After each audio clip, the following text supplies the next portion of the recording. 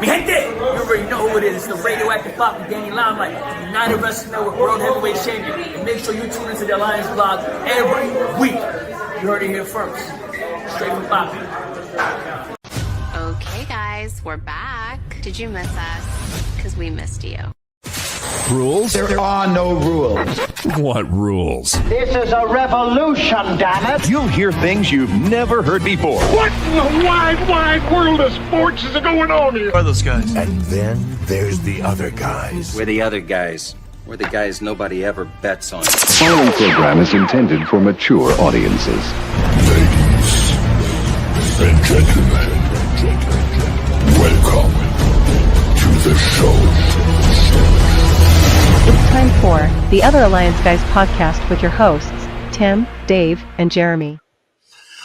Good morning, good afternoon, and good evening. And what can we tell you? We are the Other Alliance Guys, a presentation of alliance-wrestling.com, your number one source for news and information around the National Wrestling Alliance and various independents around the world. My name is Tim. I go by Alliance Gold, and I am joined after, I think, about a 10-month absence of us doing this with my twin brothers from different mothers. This, first fighting out of the great state of Maryland. He's the human highlight film of fantasy booking. It's Dave Scooby. How are you, brother? I'm doing well. It is great to be back. Yeah, I agree, man. Nice to see you. And coming to us live, fighting out of the great state of Colorado. He's the gangster of love and the sultan of swing. How you doing, Jeremy? Championship Wrestling from Jeremy. I am doing well, my friends, and I'm happy to be back also. It's nice to be back. Noobs out there, good to see you, Noob. We are doing great. We are fabulous. We are jacked up to be here. Rosville's here. Lou's here. Once upon a time in a galaxy far, far away. It has been an age. Anyway, it's really good to see you guys.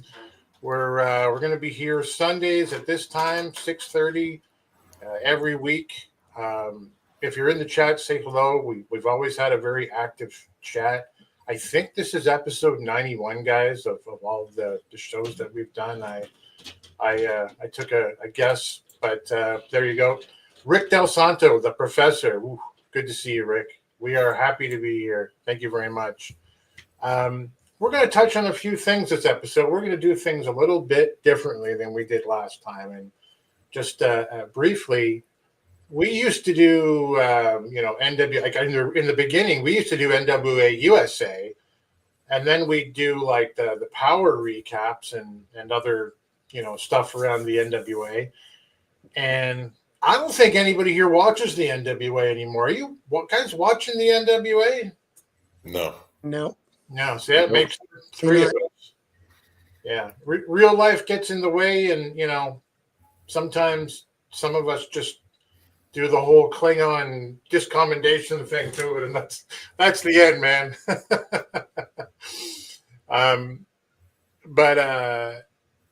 Yeah, so we're going to do things a bit differently. We're not going to talk about the NWA. Not that we're boycotting the NWA to talk about. If something comes up, we'll bring it up here. But, J. Cal and Jaden and DKM have always, focused around the NWA.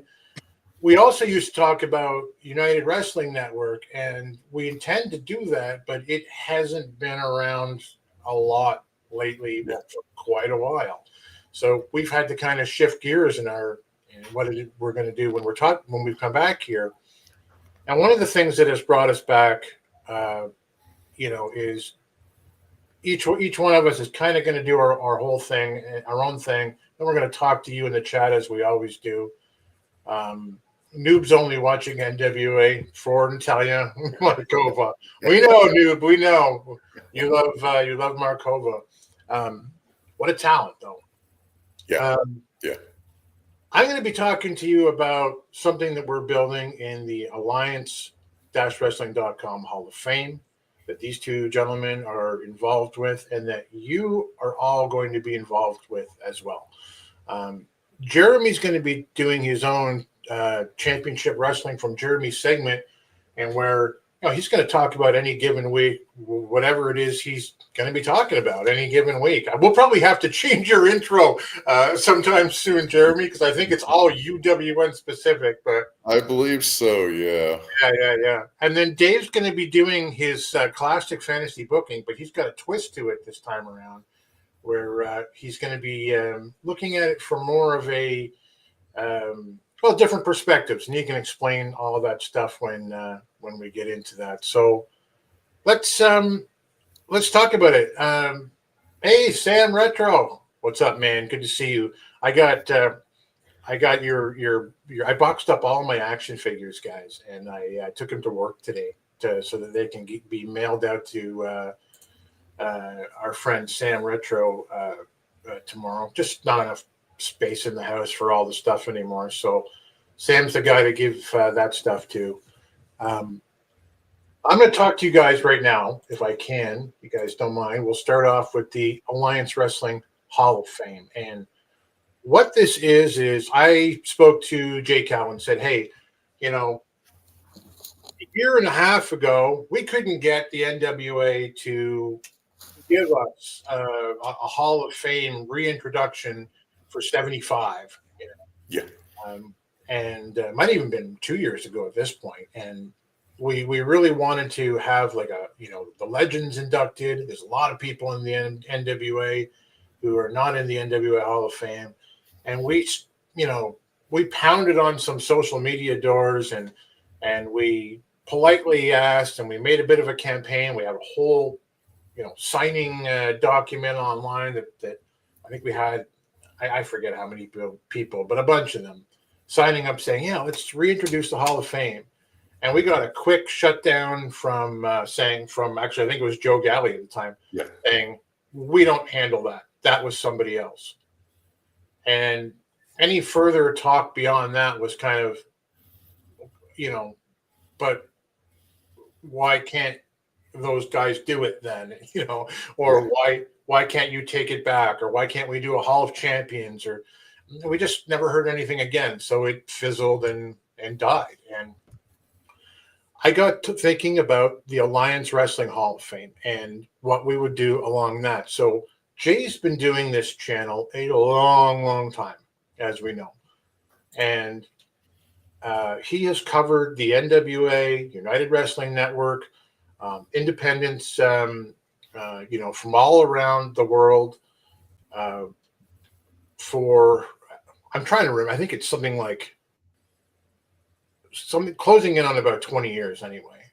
So for that period of time, there have been talent that have been prominent and prominently featured around the Alliance, whether they've been on the show or subjected, to segments on the show, guys who have really, and girls, to use the term in the kindest way,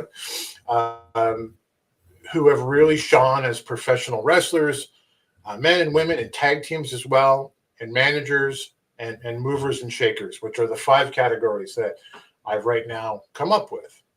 And so we're going to the Jay's Inner Circle, so to speak, is going to bring forth, starting next week, a selection of first round ballots that we're going to go through 1 week at a time.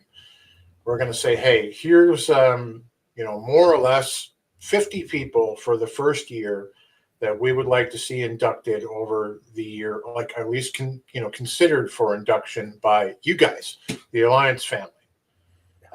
So we'll come back and say, okay, for singles wrestlers for men's, here's Nick Aldis, because I'm feeling cheeky.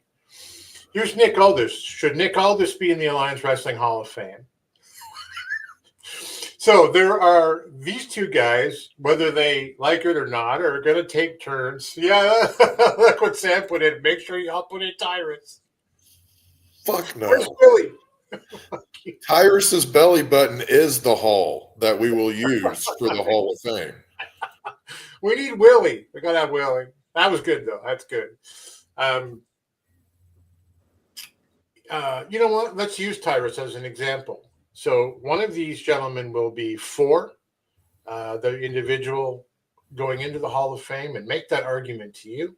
The other will be against. So Dave perhaps draws the short straw and says, yeah, I've got to make Tyrus. I've got to, Tyrus is going to be the guy I'm saying you're going into the Hall of Fame. Here's why. Maybe Dave says he's an NWA World's Heavyweight Champion. He sits this number of days on. He's quite high on the list of all-time days spent as champion. And here's who he defeated. Here's he was TV champion. He put the belt on Fox News. And then Jeremy goes, "Fuck you!" Like, look, he's the worst champion of all time. He couldn't move. He had terrible competition. He never defended the belt. I don't care about Fox TV. Whatever Jeremy says, and then we'll throw it to. We'll get all of your comments as we go along. Roswell says, "All this for the NWA Hall of Fame." I'm with that. So am I. But that's because I'm just a ham sandwich jabroni. Yep. And we are going to put it out as soon as the show ends on social media and say, vote here. It'll be on alliance-wrestling.com and probably our Twitter and Blue Sky page, which we'll pitch later. And we'll have you vote. And if they reach a certain number of votes that are for versus votes that are against, they're inducted the following week into the Hall of Fame.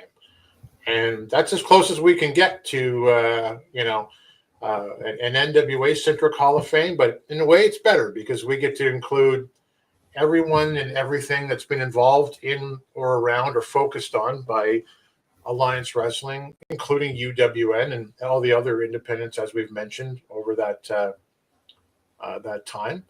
As we go along, and if we go quick enough, we'll do a couple a week. But the point counterpoint stuff will be. I think these two guys, and hopefully they'll switch it up every time, and we can, share the pain. You guys will vote, then we'll point or reject here on the show. And hey, if we're good, maybe we can get Trophy Smack to, cough up a little plaque for some of the people around the show. I don't know, but that's what it's going to be, and that's how it's going to look. That'll start next week, and it should be fun. That'll be kind of my focus. Sam says Aldis definitely for the Hall of Fame. Then he poses the Sheik. Are you talking about Khabib? Because if you're talking about Khabib, fucking no. He's got the dead symbol. I think he's okay. Yeah. He who shall not be named is what I call the almighty Sheik. Yeah. Yeah. If you guys don't know what the deal with the Sheik is, I don't know. Maybe maybe look it up. But there are some people who say he still has the belt today. I did enjoy what he was doing with Contra in MLW. That was a very, very good storyline for me to come in on introductory into MLW. That they were knocking it out of the park. I don't know how much of that really fell on him, but yeah, I had no problem with him really as a talent. It's just what happened around the NWA title. And professional, a talent, he's solid. Professionally, that's for a possible debate down the line, though. For us, I think it is, and I don't think he's even going to get a first round, second round, or a third round consideration. But it'd be fun to talk about, though. It would be fun to talk about. What do you think, Dave? You think the Sheik ever gets a sniff at an Alliance Wrestling Hall of Fame? I really don't think so. I mean, like you said, as a wrestler, he's good. He plays the parts, but just his politics. Yep. Yeah. It's one of those things. If you don't want to play the game, I mean, it's one of those things that to get to that point where you're given the title, you have to reciprocate. Yeah. And if you're not willing to play the game, if you're not willing to lose after you've been given the chance to win, no, you don't deserve it. No, we got to Pete Rose that guy out of this particular Hall of Fame. He can set up a table outside Jay's house and try to petition to get it for the rest of his life. But like the way I always thought about it is, he's from a professionalism standpoint. I've watched an interview with him where he says his side of what happened, and I get it. But Steve Carino, who I always loved and adored as a talent, I've spoken to, super nice guy. I sent him a little NWA a World's Heavyweight Championship title belt for his youngest son. Carino told me he didn't put it on my figure; he put it right on Roman Reigns. So, but he hated his time, if I can put words unfairly in his mouth, as NWA champion and dealing with the bookers and just people trying to rip him off left, right, and center. He didn't take the belt and just that's mine now. See you later. He did business. So I don't know. Anyway, we're into it already, guys. Our 60-minute podcast is going to go 180 minutes. But denying title defenses running to China is bullshit. Yes, or you meant Japan. Yes. Yeah, but he ran. Yep. The mofo ran. He's still running. No, I don't know. So that's the way we're going to do it. I think it'll be fun for us, and we'll start that out next week. So why don't we run directly into now? By the way, keep it up in the chat because there's a bunch of you in there right now. We'll get to you as quickly as we always used to as we go along. Yep. But let's go back to a segment we haven't heard for nigh on a year. We like from a man and a segment we like to call Championship Wrestling from Jeremy. I need all of you to stop what you're doing and listen. United we stand. The following is a presentation of the United Wrestling Network. It's time for Championship Wrestling from Jeremy. It is time for Championship Wrestling from Jeremy. Jerry, you're going to talk about free agents, re-signings, and returns from all over the wrestling world. Yes, I shall be.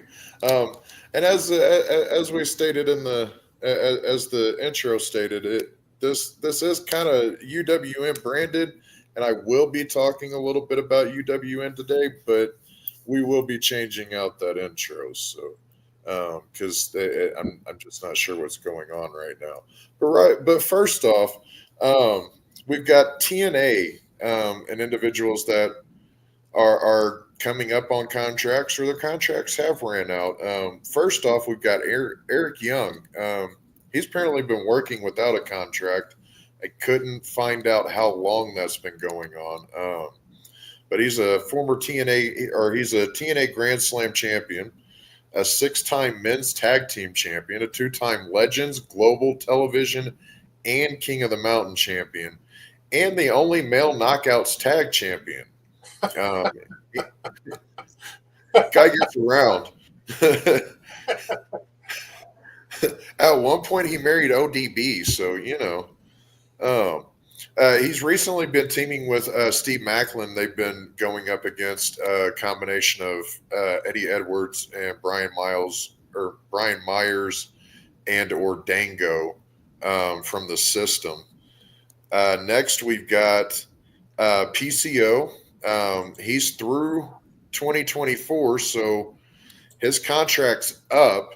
At 57, he is currently the TNA Digital Media Champion and Canadian International Heavyweight Champion.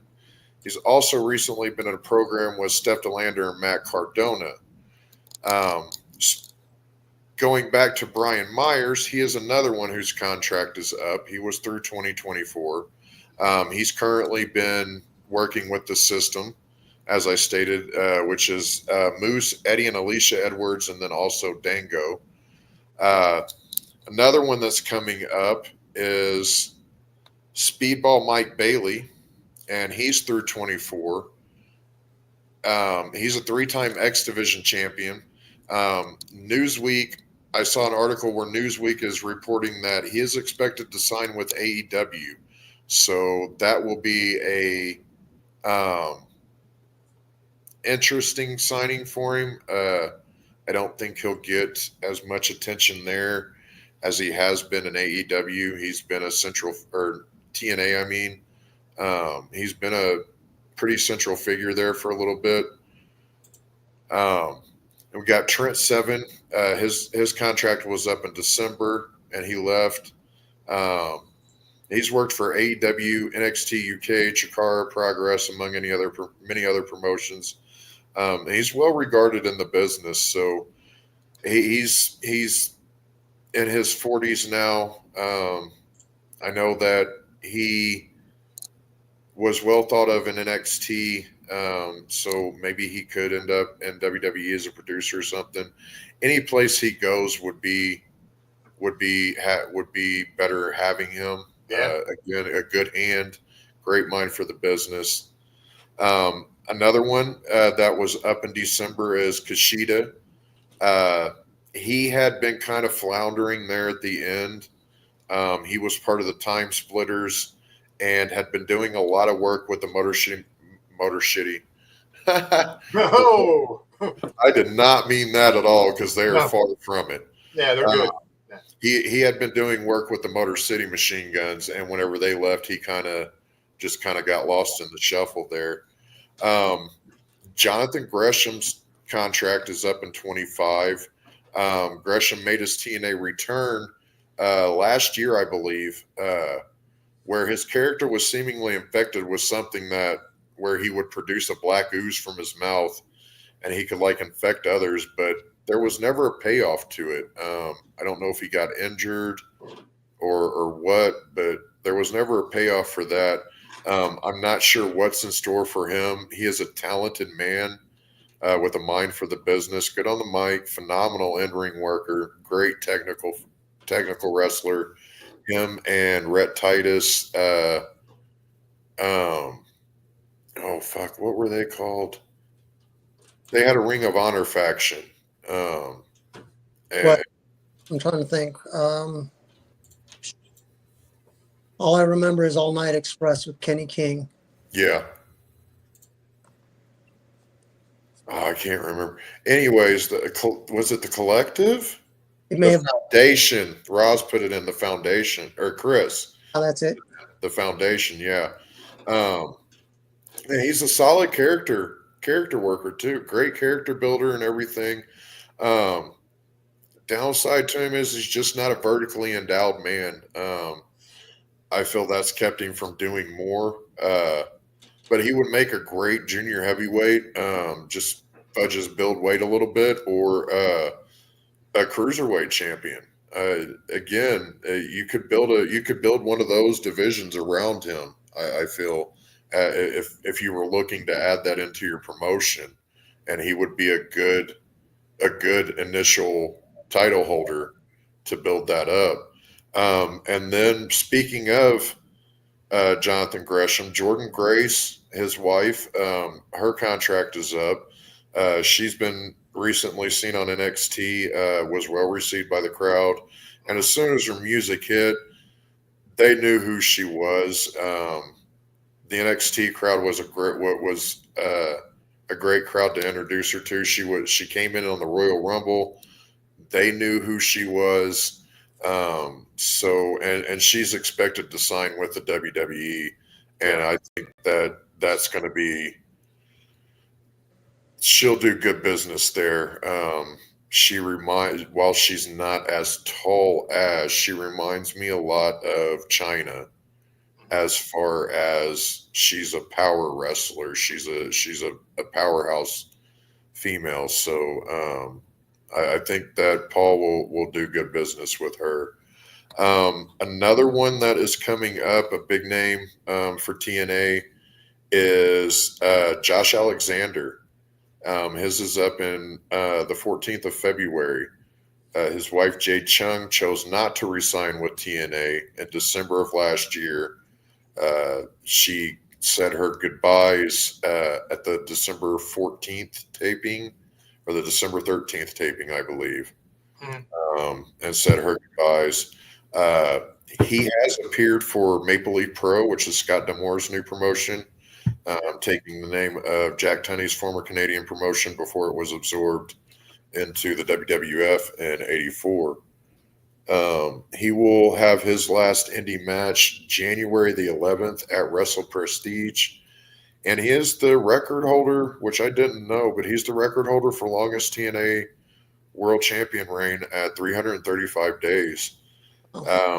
He's 37, I believe I read.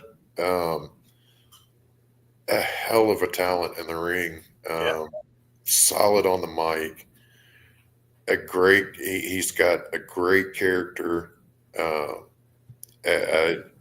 I'm not sure what's in store for him. I know that he's real close with D'Amore, and Eric Young. That's another one that could possibly just end up going to Maple Leaf Pro and working with D'Amore. I'm not sure what D'Amore's got in store, but I know that he's on somewhat of like a non-compete thing at the moment. And that's due to be coming up soon. So Yep. Yeah, I agree. We could see some interesting things coming from up north your way, Tim, and I'm stoked for that. I really enjoy D'Amore. As I've been going back, I picked up the TNA Plus subscription, so that gives me access to all the old pay-per-views, and I've been working my way through them. And I've enjoyed his work and what I saw. He's got a great mind for the business. And he's another one that's kind of like Billy. He's sitting on a buttload of cash and can do kind of what he wants. He can't go full in like Tony Khan can, but he's not broke either. So he could probably shake things up a little bit. I'm excited for that. Moving on to NWA, the only one that came up for the NWA that I saw was Kerry Morton, and his contract is up July the 1st. He's currently in the Southern Six as a former junior heavyweight champ, and in August of 24 made his debut in Juggalo Championship Wrestling. Whoop, whoop.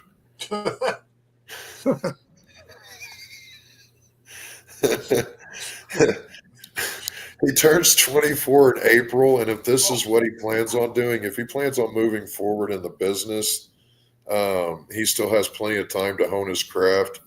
My advice to him would be, if he's done with school and he is going to follow in his father's footsteps and make this a career, start booking as many dates as possible and as many indies and promotions that'll have you.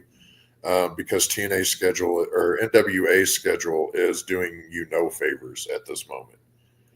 Yeah. With respect to all of our friends inside the NWA, and the Alliance has several. Yeah, I agree. I don't know what that schedule does for that guy. And what a talent! I didn't realize he's just 24 now. We saw him at 75, Scoob and I, and he spilled out in the ring in front of me and Jay and Retro and Lou and at one point, and my wife goes like, you're doing great, and he's like he's a kid, he's 22, right? He just goes right into her face. I just started laughing so hard. I'm like, he didn't break character. He didn't, he's not the most polished yet, but he has come so far in just a couple of years. Yeah, and that's why I said, book as many indies and promotions that'll have you as possible. Get out there. If this is what you're wanting to do, you have. For fuck's sake, your dad's Ricky Morton. You were trained by Bobby. Bobby Eaton was one of your trainers. You have the lineage. And we've seen the growth in you. So I want you to foster that as much as possible if this is what you're planning on doing, because he could definitely be something really good. He could be a good shit face heel, or I always hoped he'd end up in a tag team with Colby Carino. You know, a couple of years ago, it was like the Fortunate Sons or something like that, whatever the name was that we came up with. You know. Yeah. Nah. Anyway. Oh, everyone looked busy. Hey, Jay. Good to see you. Moving on, we've got only one from AAA, and that's Sam Adonis, and he's been working without a contract. Sam is a great character wrestler, good talent in the ring, knows how to work a crowd.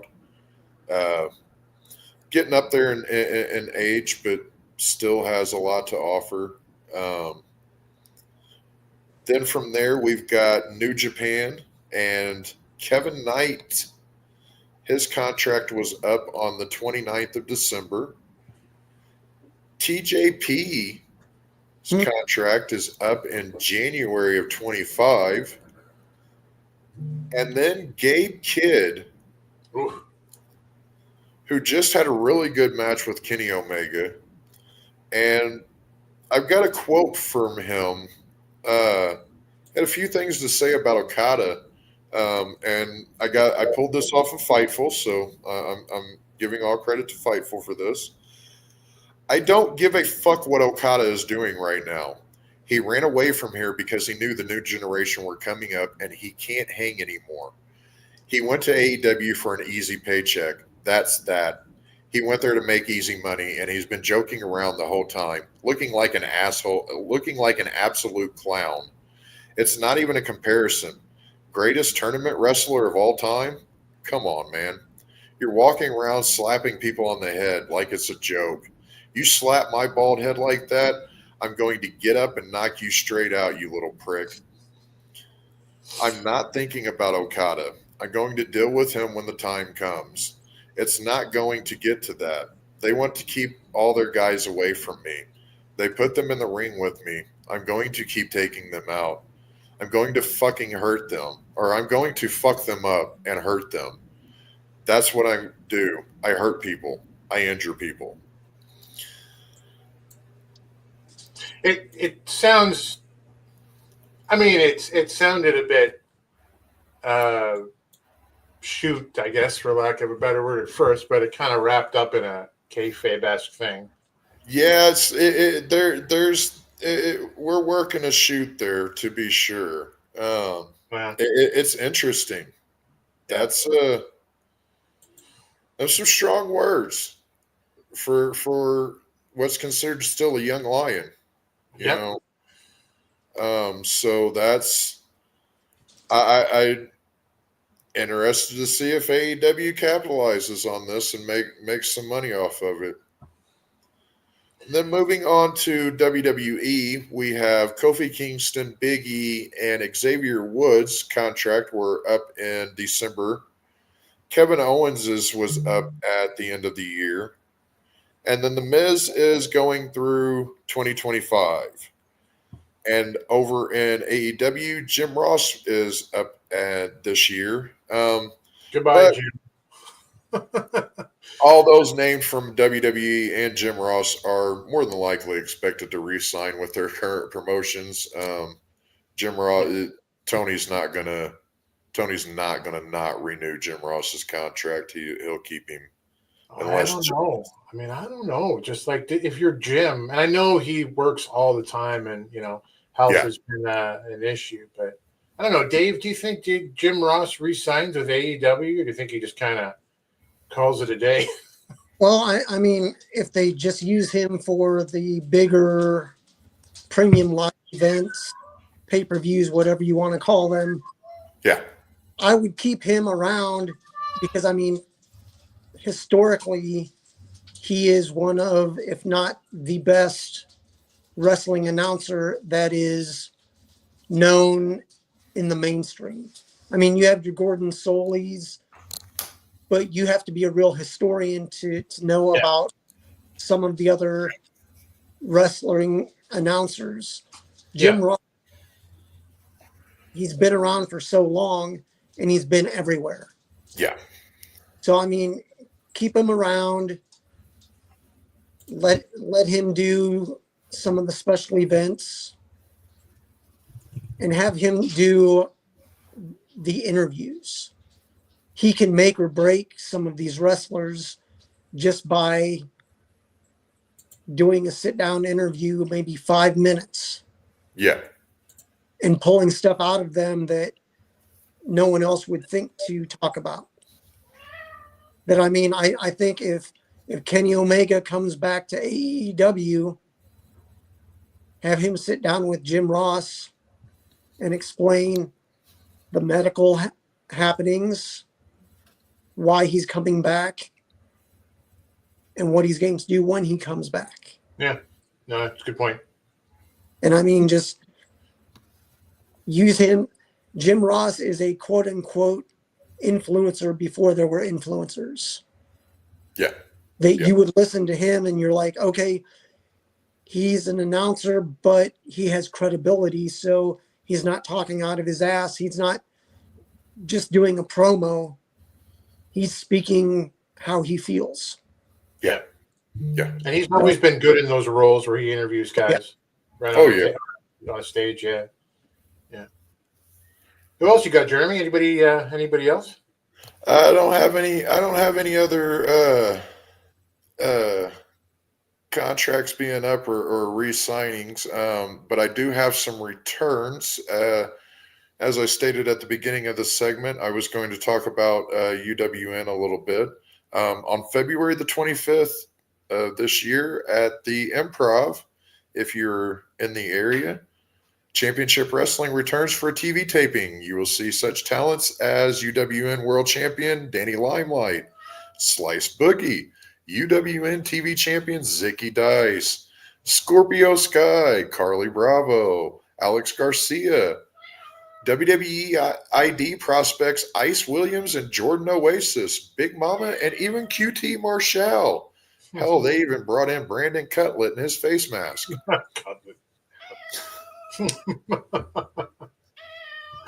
Well, it's good. Yeah. It's good to see the UWN returning after what did I do there? After I mean, I don't know. How long has the UWN kind of been doing what they've been doing not on camera?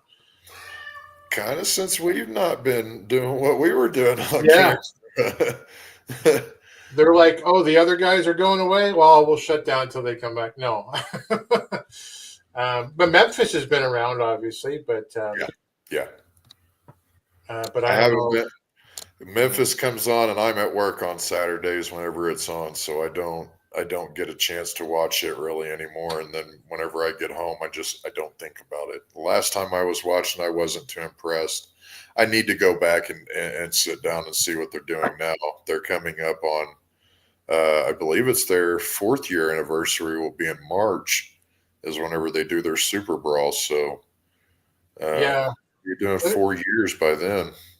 Sam points out, and I'll put that poster back up, NWA Women's TV Champion, seen on UWN poster before the NWA. Where is that poster? Here it is. Where am I looking? Am I missing something? So, I mean, you got NWA, AEW, UWN, TNA talent. It's a good mix here for sure. Yeah.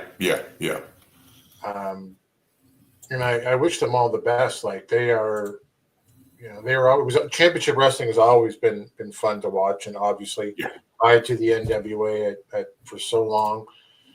Ryan Davis, UWN is returning. That's cool. Limelight is still the champ. Yes, he is. Yes, he is. He was on this show,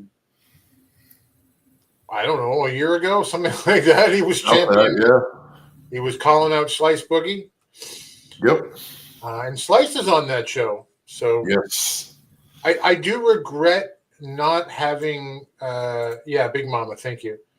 I do regret not having seen the bodega implode, like that match between Slice Boogie and Danny Limelight, because Boogie was so jacked up after his injury, and he came back and looked so good. Yep. That was the most exciting thing happening over in Hollywood, I thought. Oh yeah. Oh yeah. Yeah.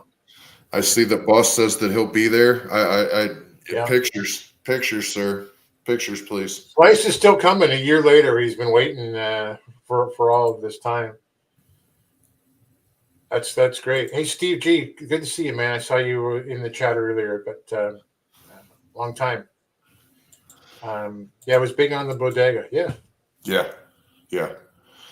Other returns that we've got, Charlotte Flair, Becky Lynch, and Jade Cargill are expected to make returns in the coming months leading up to WrestleMania. What happened to Becky? Did she have a kid, or what was happening? Yeah, she. So her contract went up shortly after WrestleMania, if I remember correctly, and I think her and Seth Rollins' daughter is getting close to school age or so. So I think she took a little bit of time off to do that. So that's interesting. They kind of left it kind of in limbo as to was she going to resign or what. But she's been showing up on a lot of the promotional stuff for their showing on Netflix tomorrow. John Cena will kick off his retirement tour tomorrow when Raw debuts. And Dwayne announced on Instagram the attention whore that he is, that he will definitely be showing up at Monday Night Raw on Netflix. Adam Copeland made his return to AEW, teaming with FTR, using the name Cope. It's fucking horrible. Why?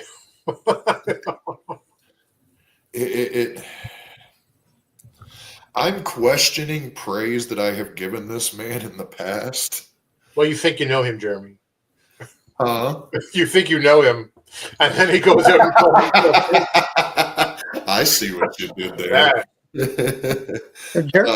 Did you see the shirt he had that said "Legend" with Edge in the? Oh, nice! Oh, wow! So I'm like, BKD says Becky is doing Happy Gilmore 2 in the new Star Trek show. Oh, okay. Becky Two Belts, big time Bex. Yeah, she is she's certified stunt worker and stuff. So acting is definitely there. Yeah, and awesome. I didn't know that they were doing a Happy Gilmore 2. So I just saw the trailer this last week. So, how does it look? Has like the original people in it, like the original love interest. You know, the one that went on to do. I'm terrible at names of shows and actresses, but anyway, the one from the original still in it, and Shooter McGavin, he's in it, and Shooter. Yeah, we'll see how that goes. Oh, MJF, look at that. And then the biggest return in professional wrestling that I want to talk about, and then we'll pass the torch over to Dave Scooby. Returning to AEW's Revolution, the Costco guy, Big Boom AJ. No, he is returning then, but the one that I was going to talk about was Tessa Blanchard. She made her return to TNA at Final Revolution on December the 13th. TNA needed to bring in a name to fill the void when Grace inevitably leaves for the WWE. All of us here are aware of the past allegations against her, and time will tell how she handles this opportunity and if she will fall back into those old ways and attitudes. She said some terrible shit to some really great women in this business. With that being said, we all saw the pic of her and La Rosa Negra, who had probably some of the harshest shit said to her and done to her. backstage at an NWA event. I believe it was last year before. But Rosa Negra went on record saying that she didn't expect an apology. Instead, she would like to just move on from the incident, as well as hopes that Blanchard can learn from this mistake. As I said, again, time will tell. And I, too, hope that Tessa has learned from this and grown personally and has made and or makes true amends to those that she harmed. Phenomenal talent, great lineage. Yeah, third generation wrestler whose stepdad is Magnum TA. Like there's a lot there, and she was always phenomenal. I thought she's been wasting herself the last few years, but I remember she posted a couple of years ago a photo, or La Rosa Negra posted the photo of the two of them hugging, and they'd made up and all was forgiven. So it's been a couple of years since then. I mean, I don't know, but it's nice to see her rehab somewhere for sure. That it would, and that's my hope, is that she's able to take this opportunity and use it as a rehab and redo her image. Like I said, though, time will tell. It will. Retro says like she's after a name forever, but I don't know. Like there are probably countless examples of people who have done similar or worse things and who have come back and stronger than ever. Alberto Patron kidnapped people and he's back in wrestling, so yeah, I mean there's a lot of examples. Yeah, I mean, you know what? I'm afraid to even slander anyone, so I'm not gonna. But yeah, but also Sam's favorite current women's wrestler. I always liked her. I thought she was very talented. She's a phenomenal talent. And the way that they built her up to take the belt away from Callahan in TNA, it worked. Yeah, it wasn't. They put the belt on the right person for a female to be able to come along and take it from. Yeah. But that's all I've got. All right, man. That's awesome. Thank you so much.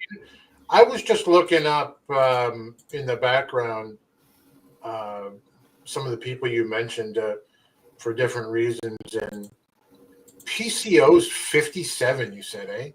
Yeah. And I haven't. I'm gonna have to get into TNA because I kind of feel like it's not AEW who stands. As like they are the clear number 2 AEW. Don't get me wrong, but in terms of being in a position to step up to the next level, at whatever level that is, it still feels like TNA. And you stop changing the name and screwing around with all this stuff. But I had no idea that there was a TNA version of the Canadian International Champion. Like that was an Abdullah the Butcher belt when I was like 16 years old. And I think it's hilarious that what's his name? I believe that's the title. Yeah, it's not it is. A TNA thing. No, that's the title that he's running with. It's the old Abdullah title. It's not a TNA thing. No, I know. I just looked up the lineage and it said like TNA. AJ Francis came and said, "Hey, I bought this belt and now I'm the champ." Oh, is that where it came in at? Yeah, and they claim the same lineage that David Schultz, Dino Bravo. Like this is all stuff from when I was pretty young, but like Rick Martel had that title. Like it was Montreal was a hotbed. Yeah. So and they just said, "Hey, I'm reshooting up this title." And they're like, "Okay." And now Francis has dropped it to PCO, who's obviously from Quebec. So, and that's another one that we've all seen the gif of him flopping over the top rope and everything. Yeah. A hell of a character. The work that he's been doing in TNA, really good. I want to rescind some of the things that I said about the big flopper. Well, we all get to take things back. I know you're going to want Aldis in the Hall of Fame, so we'll put you down for a vote for that. Steve G asked Jeremy, have you had a chance? I think he's saying, to see your hometown girl Heather Reckless in TNA. So great to see her getting a chance now. If I remember, I believe that's who's partnered up with Ash by Elegance, which is formerly Dana Brooke.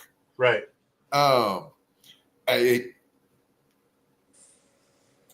She's good. Solid. Yeah. Solid talent. If that's who that is, solid talent. And I'm pretty sure that's who it is. And she's very good. And putting her with Dana Brooke was smart. I enjoy what the work that she's doing. Yeah, phenomenal. And like Sam said, Francis, he is gold. And yeah, I am definitely paying attention to him now. Nice. Well, thank you, sir. Great segment as always. We're gonna roll right into the man who traditionally anchors this particular broadcast, and he is Dave Scooby, Fantasy Booker.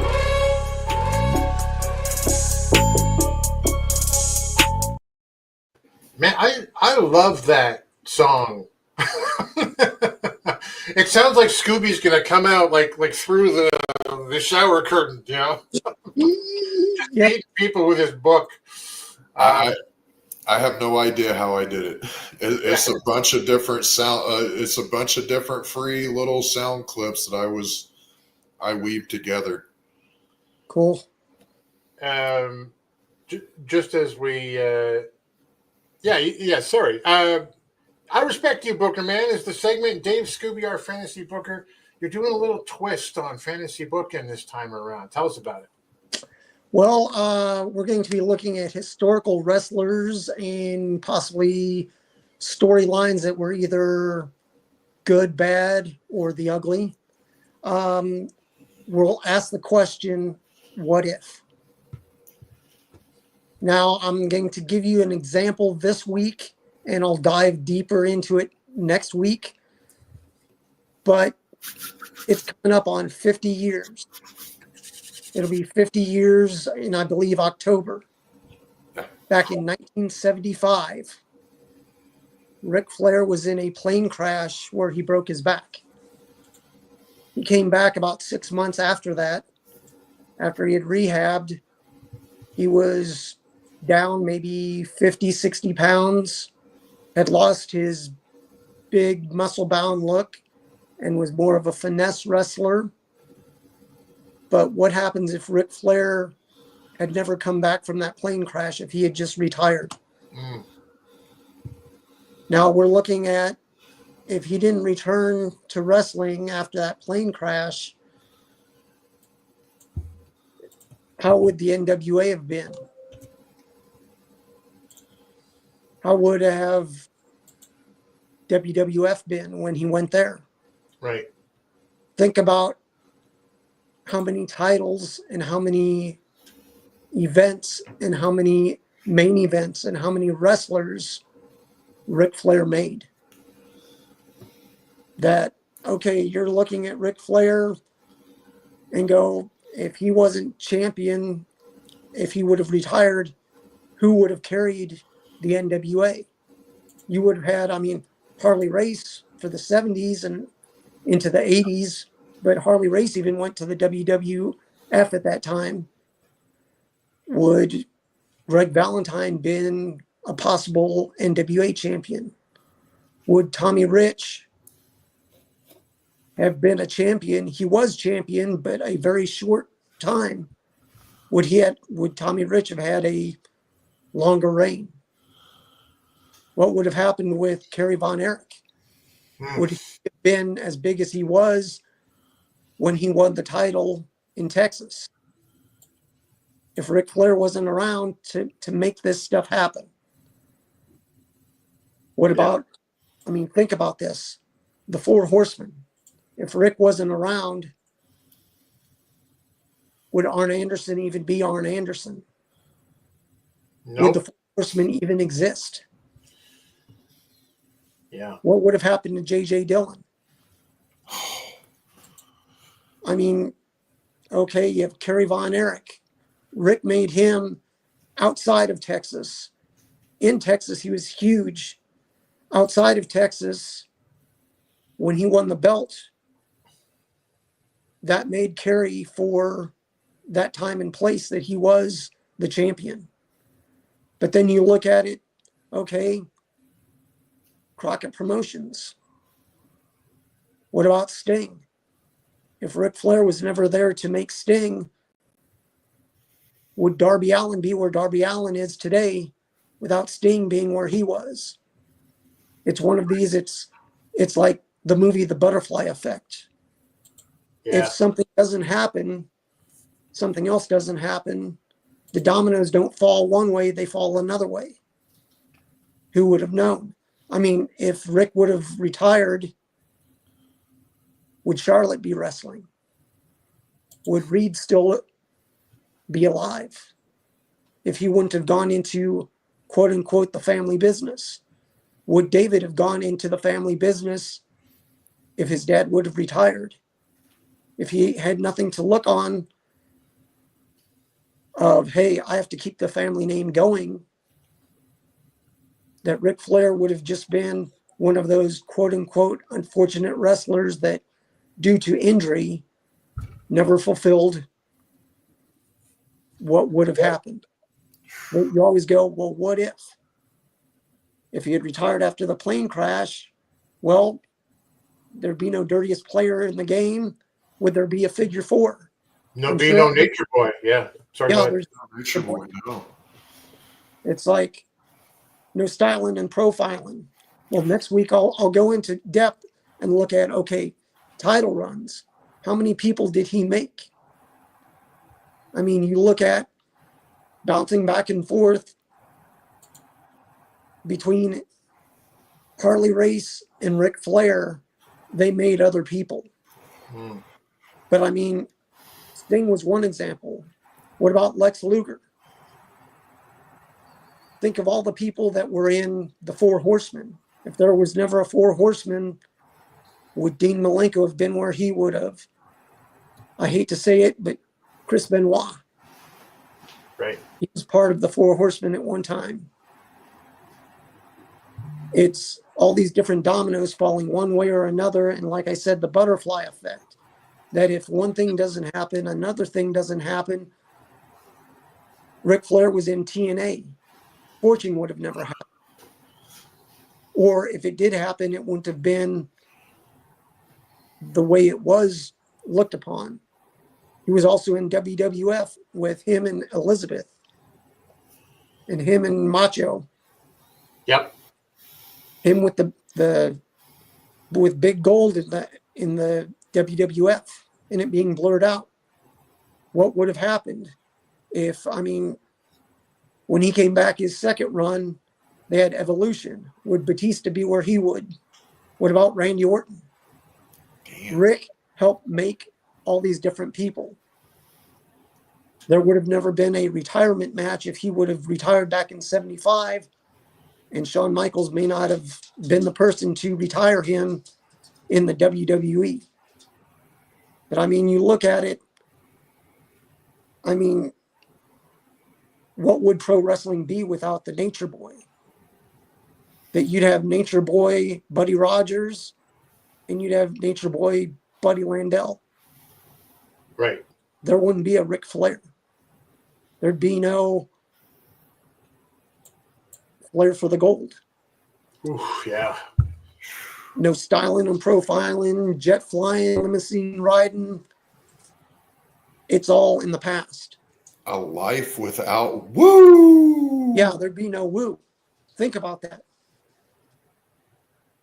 at almost every wrestling event, wrestling match that you go to, if somebody does a figure four, if they do a chest slap, there's woos from the audience, from the crowd. There'd be no woo. I mean, who would have stepped up to take his place? I mean, I don't know. I There's can't some big shoes to fill. Those are very big shoes. And it's one of these things of Ric Flair is wrestling. Hulk Hogan is the sports entertainment side of wrestling. But Ric Flair was, quote unquote, the real wrestler. Yeah. He was NWA when they were, I'm not going to say at their best in WCW, but I mean, think about it. He did WCW, WWF, WWE, TNA, ROH. The only quote unquote bigger wrestling organization that he wasn't in was ECW. But Ric Flair as a wrestler, I mean, Hulk Hogan even said it. Ric Flair is the best wrestler alive. Right. He is the wrestler. So, I mean, when you think about that, I mean, without Ric Flair, who knows where we'd be. I think to this end, you could, and maybe you will as next week, because I know you want to dig more into it, but you could argue as far as, you know, WWE doesn't become $1 billion industry company because WCW isn't as big as it was because there is no Flair. Yep. And, you know, arguably they don't end up on Raw tomorrow night or Netflix on Netflix tomorrow night for Raw and NXT. And it's a long gap. And I know WWE has its own lineage that, you know, Flair is, for me, for growing up, a big part of showing up with, you know, do you guys remember Bobby Heenan just showing up with Big Gold? And you're like, what the fuck is going on? I remember getting in trouble for jumping up on the couch. Oh, yeah. That's great. Yeah. This is the single greatest moment of my life. I remember that promo after the Rumble. You know, he went in first, I think, right? And you're right, Dave. You know, it's like 75, right? 50 years. So Johnny Valentine is down for the count in that plane. He's paralyzed. And the pilot dies. Wrestling 1 is on that plane, right? Yes, sir. Yeah. Wrestling 1 is David Crockett was also. Crockett's in it, and somebody else I don't remember.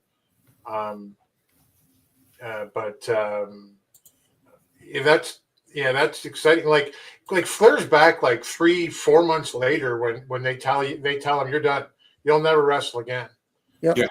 And you know, I don't know. I'm just trying to think like who would even step up. Like he's with Greg Valentine, I think, in that period.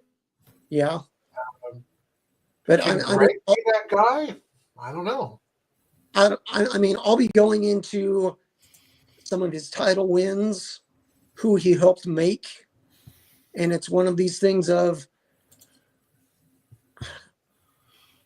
I really don't know. I mean, off the top of my head, I can't think who would or could have replaced Ric Flair. Because, I mean, think about it. If Ric Flair would have retired, would there ever have been, there would have never been a Flair Steamboat. Yeah. And I mean, each of them made each other better and brought the story.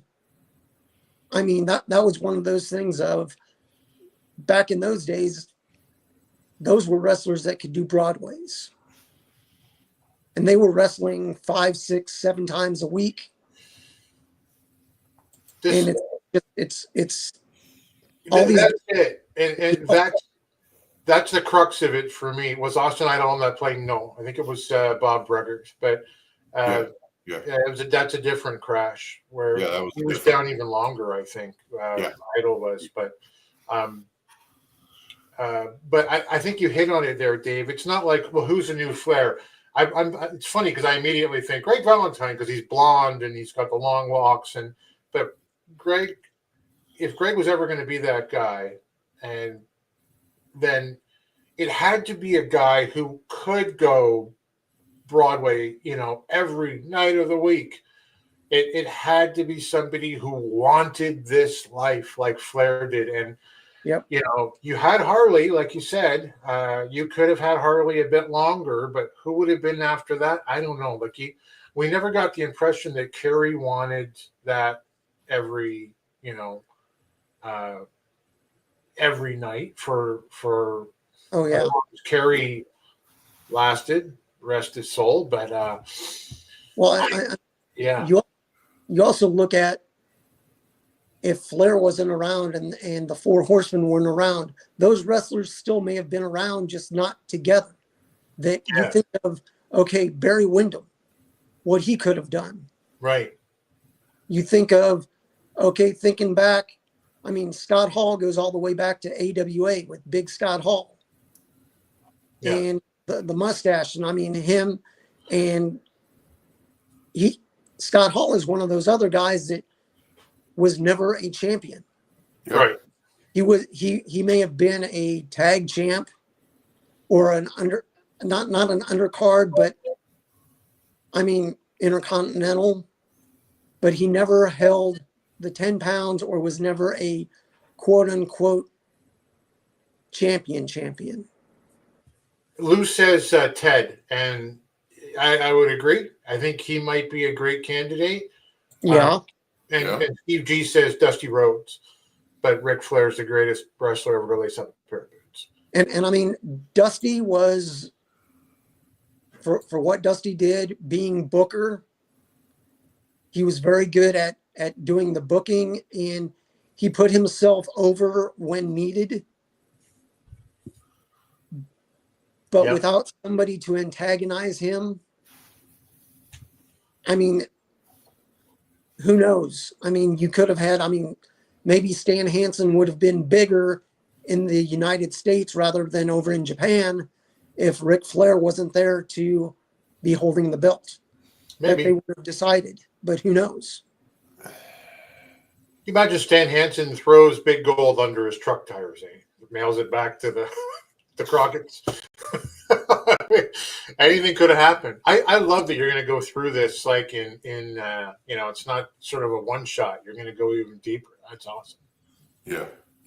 And it's one of these things of, we'll look at all these different things about Ric Flair and who he worked with, who possibly, I'm not going to say that he could have been replaced, because you're not going to replace somebody like that. So it may be 2, 3, 4, maybe up to 5 different people that could have been inserted here and there. Like I had said, Tommy Rich was champion for a very short stint. Yeah. But maybe he would have been longer to either help build some other wrestlers. But you never know. We're asking what if. Yep. So we'll look at Ric Flair next week. But if you have any other bookings or rebookings, whether it be NWA, ECW, ROH, the current NWA, even old WWF, WWE, WCW back in the day, give me some ideas. That's awesome. Just hit me up. You can hit me up at Dave Scooby on X, or you can go to the other Alliance guys on X, TOAG, the other Alliance guys. Give me some ideas. And we've got 52 weeks to fill this year. So we'll talk a lot of fantasy booking. fantasy rebooking, that if there's a storyline or a wrestler that you want to talk about or you want me to talk about, we'll look and see. I mean, was it Lou that said DiBiase? Hey, what happens if DiBiase was actually a champion and didn't buy the championship in WWF? What if he wasn't the $1 Million Man, but if he came in with the black glove? Who knows? I'll throw another name for you to consider offline, Dave. But if he hadn't gone down so young, Gino Hernandez, if that guy had been, a little less of a party animal, like the talent. I never understood about Gino Hernandez. Not that there's anything wrong with the name Gino Hernandez. I think he took it from, I think his stepdad or who was in wrestling. I forget exactly, or a trainer. His name was Charlie Wolf. How do you change your name from Charlie Wolf? Like, that's such a great wrestling name. But anyway, but Gino Hernandez would have been a great replacement for Flair and the Horsemen, if there was even a Horseman. Lots of comments, Dave. Lou says, no Flair, DiBiase, and Von Erich would have climbed higher, faster. World class may have overtaken JCP. He's got a point. Yeah. World class becomes number one. Yeah. You can make the same about Steamboat. Flair helped make Steamboat. And like Dave and I were saying before the show, what is the 5-star watermark for wrestling, right? It's always, people say, well, it wasn't Flair and Steamboat, but blah, blah, blah. That's that match. No four horsemen either. Yeah. Flair would have be spoken of if it didn't happen in the vein of Bobby Shade. And I bet there's lots of people going, who? But that is a great comment. For Sam, Flair made 80s wrestling cool for younger guys like me who didn't want to be Nate. There wouldn't be a Charles Little Nate Robinson. Ooh.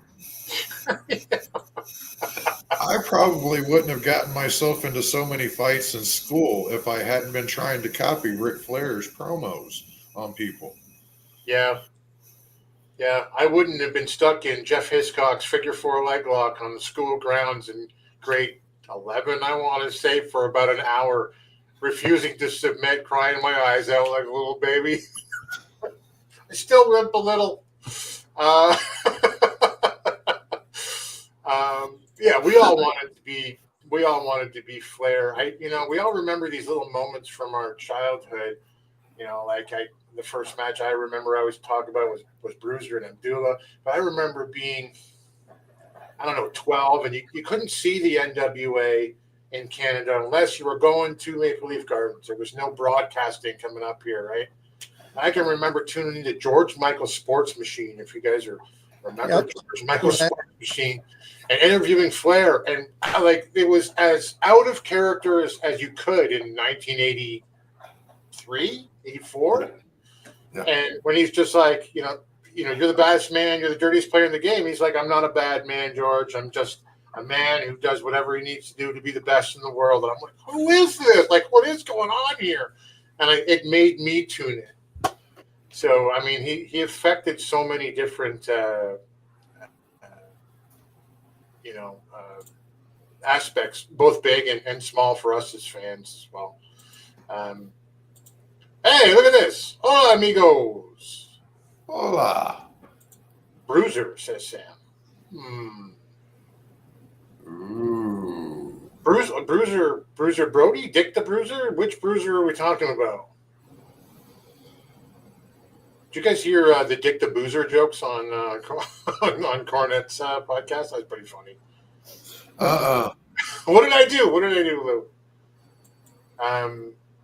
Yes, it might be nice if you could hit the like button, comment, and subscribe. Thank you so much. Bruiser Brody. I don't think Brody ever wanted it. I don't think that's who Brody was. He didn't want to chase that. That's never the impression I got anyway. I love Bruiser Brody, though. Oh, I remember. Oh, you're the Sports Machine. Yeah. Blast from the past. Yeah, George Michael, man. Well, Brody was Oh, the figure four. Got it, Lou. I'm about caught up. Go ahead, Dave. I'm thinking Bruiser Brody was more like an Andre the Giant. He was an attraction. Yeah. But it's one of those things that if Ric Flair was never around, Brody may have been given more of a chance in the NWA and then would have never gone down to Puerto Rico. And what if? What if? But it's one of the things that, I mean, I personally think, I don't think there's one person. I mean, Dusty could have stepped up, but Dusty and Ric Flair had so much back and forth that whether they were fighting or not, they made each other. Same thing with Steamboat back in the day, that there were so many people that if Flair wasn't around, there'd be 2, 3, maybe 4 people that would have rotated that belt. But I don't think there'd be one person that could have stepped up and done what Ric Flair did. I agree, and I look forward to more of it next week. Thanks, David. That was awesome. I know that Chris wanted to talk about. We're just kind of going around table here just to wrap things up about Wrestle Kingdom, and we're not currently New Japan watching. We're not a New Japan watching podcast right now, but I think that just happened yesterday, if I'm not correct. And I heard that Sabre and what's his name, Umino, right? Yeah, they went to had a 45-minute match in the main event, which is just, I don't know, insane. I don't know how well it went over. Because I'm not sure that, and I'm sure Chris would be the guy to talk about that. But he went against Shota Umino. Yeah, for the IWGP World Heavyweight Championship. He retained. Yeah, and I think with entrances or something, it's like the better part of an hour. Yeah. So I mean, that's in today's day and age. That's a long time, but. I don't know that beyond just saying, hey, that's what happened in the main event. I'm certainly not well schooled enough to comment on the event. So, Chris, if it's something that you want to get into on a weekly basis, we can see what we can do. But that's, I think, largely that we're done in an hour and 20 minutes, and I think that's good. What do you say we wrap it up here, boys? Yeah. I want to give a shout out to James H. Jackson Jr. Currently in hospital at a local medical facility, getting treatment for pneumonia. So get well soon, bro. Yeah, all the best, man. If you're out there watching or see this down the road, James, you got to follow James. If you're not, that guy still sends stuff to me on Twitter, and I haven't been active for 10 months. So that guy is guy's amazing. He has ear to the crowd. He's a really good guy. So get well soon. I'm going to. Here's the old banner because I haven't updated it. I don't know, Jay. I don't know when you're doing the Alliance Guys podcast right now. Is it still Thursdays at 8? Yes, it is. Yeah. Okay. And then join us. I knew that the whole time at 8 p.m. Join J. Cal, DKM, and Jaden for the OG, the original Alliance Guys podcast. And the pre-party. Is he still doing the pre-party? Does he do that anymore? He does do the pre-party. Who asked that? Was that you, Dave? I think that was Dave. Same bat time, same bat channel. Oh, great. That's awesome. I mean, those guys have been doing this for a million years now, and they know what they're doing, and it's such a fun and easy watch. Yeah, for us, where can they find? So we're on X and we're on Blue Sky. X is a place that gives me gas just being around. So I'm going to let probably one of these guys control that particular channel. But we're at TOAG live stream on X, and we are at the same TOAG live stream on Blue Sky, which I like a lot better. Looks exactly the same. I just went on it last week. I think we got double the followers that we did on X already. So it's fun. It's good. So Blue Sky and X. Where can they find you, Dave? At Dave Scooby on both X and Blue Sky, and over on I think I'm still on Instagram. I still post every once in a while. Yeah. Jeremy? I'm over on the Twitter at HJWOTS and Threads. I am Championship Wrestling Jeremy, but I don't even I haven't been on that in a minute. And then over on Blue Sky, I am at Alliance Jeremy. Oh, great. I'll update this then, and we'll figure that out. AllianceWrestling.com, your number one source for news and entertainment around the National Wrestling Alliance and other independents around the world. And obviously on all of the socials at the Alliance blog. I'll go to the rest of the comments here. Happy New Year's from the boss. What is Blue Sky? Great question. It's Twitter that isn't owned by Elon. Right? It's live Tuesdays and Thursday, the boss says. Lou says, big love for James H. Jackson Jr. All praise for him. Thank you very much. Unfortunately, New Japan, Steve says, lost their U.S. TV deal. Yeah. I don't know what this is. That's hilarious. But until next time, and hopefully for many more times to come, we'll see you at the matches. It's a professional. Thanks for joining the stream. This has been a presentation of Alliance-Wrestling.com. We genuinely appreciate your support. Would you consider subscribing so you'll never miss a future episode? I'd also like to remind you we do a live stream every Tuesday at 5 p.m. before NWA Power. You can find us on social media at The Alliance Blog. And until next time, we are The Alliance.